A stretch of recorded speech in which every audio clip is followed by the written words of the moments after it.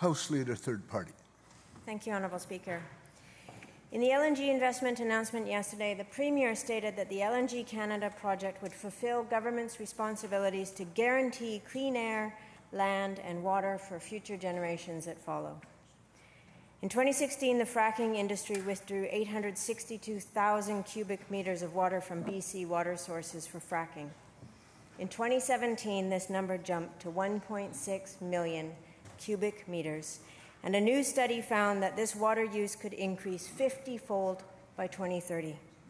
We tend to think of water as a reusable resource, but water that is used for fracking, the study writes, is essentially lost to humanity due to its high levels of contamination.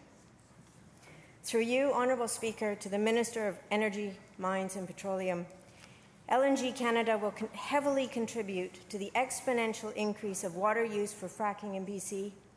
How will the Minister be addressing these cumulative impacts on BC's water resources, which are already threatened by impacts from climate change?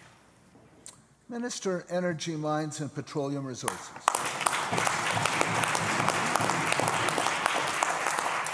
Thank you very much, Honourable Speaker. And so the use of hydraulic fracturing to extract natural gas from BC's ground has been going on in British Columbia since the 1950s. Over that time, there's been a variety of changes to the process to improve it so that it reduces its overall impact on the environment. However, we can always be doing more. And when we came into government, we recognized that. And that's exactly why we put together a scientific review panel who's looking at the hydraulic fracturing process. That panel has already met with 60 experts from academia, industry, First Nations, environmental NGOs, the regulator and government. They've been conducting workshops and they've been just putting their nose to the grindstone, working very, very diligently to identify ways that we can improve on our water quality.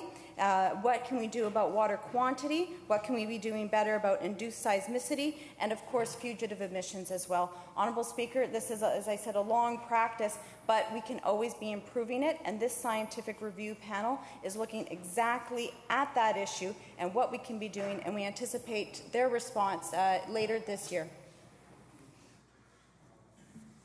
House Leader, third party on a supplemental. Thank you, Honourable Speaker.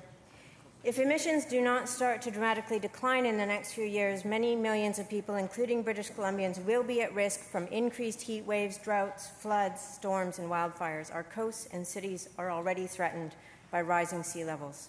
In a world destabilized by climate change, basic human needs like ready access to clean drinking water will be invaluable.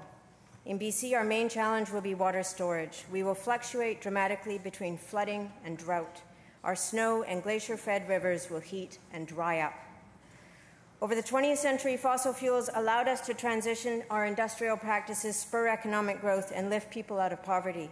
But we have now reached the limit of those gains, and if we continue down this path, the improvements we achieved will be drastically and permanently reversed. Through you, Honourable Speaker, to the Minister of Environment and Climate Change, in our rush to approve LNG, has there been any scientific forecast of the impacts it will have on our water resources, as the importance of these resources is heightened by impacts from climate change? Minister, Energy, Mines and Petroleum Resources. Thank you very much, Honourable Speaker. One of the things that we've been clear about on this side of the House as New Democrats is that we believe that any LNG project has to meet 4 conditions. We've been clear about that since 2011, Honourable Speaker.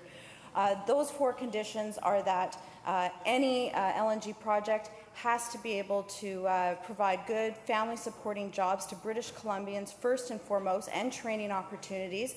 We must have a fair rate of return on BC's resources for British Columbians. There must be meaningful partnerships with First Nations. And lastly, but nowhere near leastly, Honourable Speaker, is that any project has to be able to fit within our climate action plan. We have a climate action plan that it's on its way, and the leader of the Green Party is heavily involved in developing that plan, and I think we can all agree that his expertise being involved in that is a very good thing, and we're all very happy about that. And I know that we're going to end up with a robust, strong plan for British Columbia, but I think that it'll be leading the rest of North America in terms of what we'd be able to accomplish. Any project has to fit in that plan. We believe LNG Canada does.